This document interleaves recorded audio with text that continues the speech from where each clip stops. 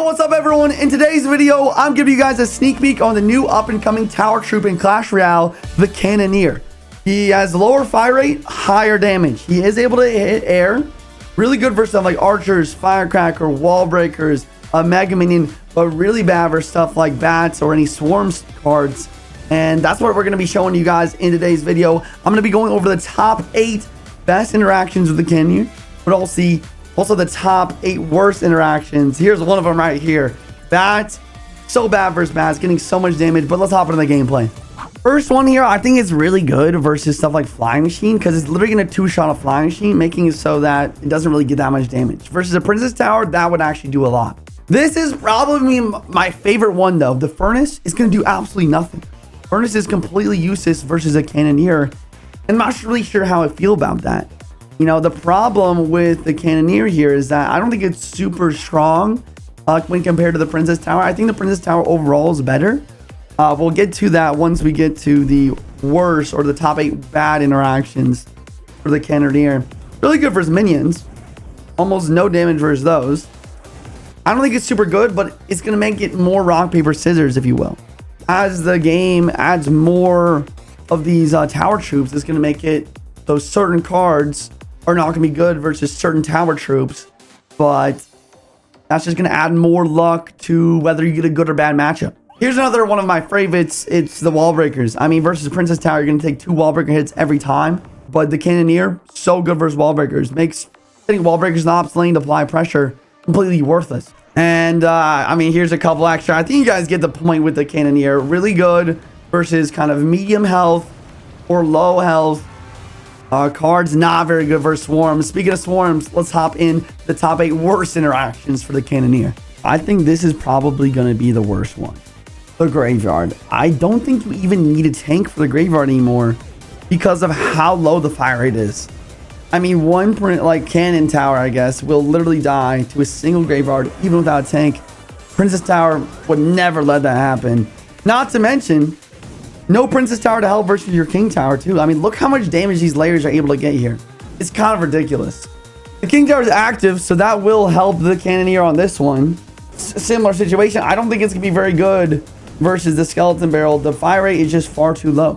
I'm not sure about this one, but let's see how it goes. This is a Goblin Barrel. It's going to take 1 shot to kill each Goblin. The first attack speed actually not bad. Still, a lot of Goblin hits. I'm not sure how that compares to a Princess Tower, though. Check out the Goblin Gang. Goblin Gang does decent amount of damage to Princess Towers if you don't, if you ignore it. But once again, I think the biggest thing here is that the Cannoneer Towers, they also just have lower base health in general. So a lot of time, just not getting that much value. Let's go and check out a Night Witch. Night Witch, she does spawn her bats first, protects her. A lot of time to kill those 2 bats. I mean, once it gets locked on the Night Witch itself, it's not so bad, but once again, the fire rate's so low. Bunch of bats spawn. A Night Witch can take a full Cannoneer tower by herself. And finally here, the Witch. I mean, what does the Witch do here? Does she take a whole tower like the Night Witch? I mean, once again, the skeletons are just protecting her. The Cannoneer, the fire rate is just so low.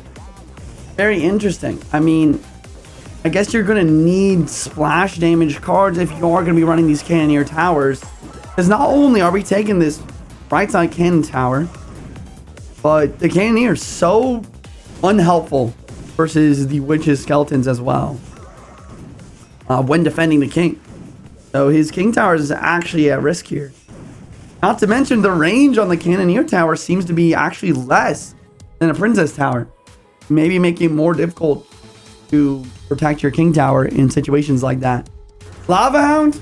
I feel like the Cannoneer has decent defense versus Lava Hound in general, because it does such a great job of taking it out very quickly.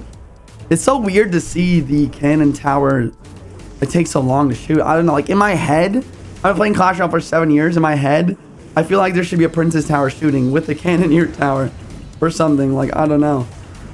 I mean, if this King Tower wasn't activated, I'm sure those lava pups would have done a lot of damage, though. For curiosity's sake, I also want to see, like, how does a graveyard on the King Tower manage here with the Cannoneer helping? I mean, if it was a Princess Tower, this graveyard would have done 0 damage because of the high fire rate to kill the skeletons. But the Cannoneer Tower, it can't even help defend the King versus a naked graveyard. Wild. And I'm sure you guys are wondering how you guys are going to be able to unlock the Cannoneer tower troops or any other future tower troops.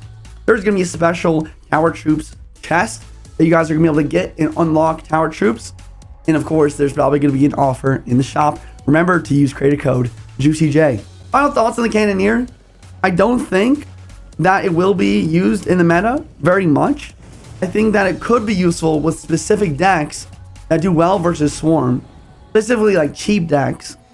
Always have answers for Swarm cards like 2.6 or maybe Hoggy Q, Minor Poison type of thing like this. Because they are pretty good versus beatdown.